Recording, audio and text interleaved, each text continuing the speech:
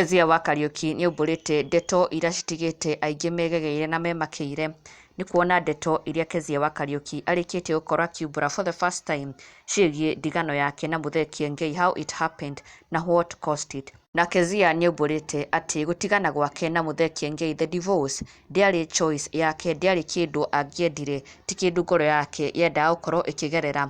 No Keziah agakiuga atĩ she was left with no option, agĩkiuga atĩ rĩrĩa mũthuri areha mũtumia ũngĩ kana rĩrĩa mũthuri ahikia mũtumia ũngĩ, when you are still with him, then what do you do? Keziah agakiuga hau no kwĩyehutia weyehutagia.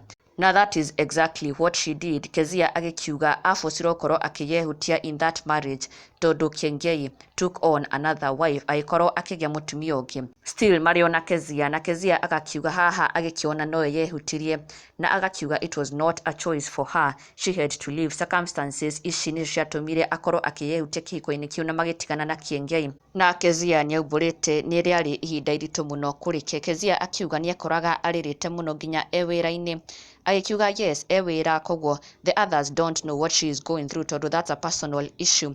Na Keziah agĩkiuga of course the bosses nĩ mara expect akorwo agĩthiĩ na mbere gũkorwo akĩdeliver as she is required. Na agakiuga rĩmwe ona me live kamera-inĩ nĩekoraga abastire kana agĩzumba atukanĩirwo yani. Na oho agĩkiuga nginya rĩmwe magĩthaka nyĩmbo kana ona akĩhunja nĩekoraga arĩrĩte mũno, atuĩkĩte very emotional, aritũhĩirwo mũno tondũ her heart was in pieces nĩ ũndũ wa mũritũhĩire mũno, na that entire period was a very difficult time for her in her life. No akauga prayer is what enabled her to overcome that entire situation. In as much as nĩ ũndũ warĩ na ruo mũno, it was a painful divorce for her.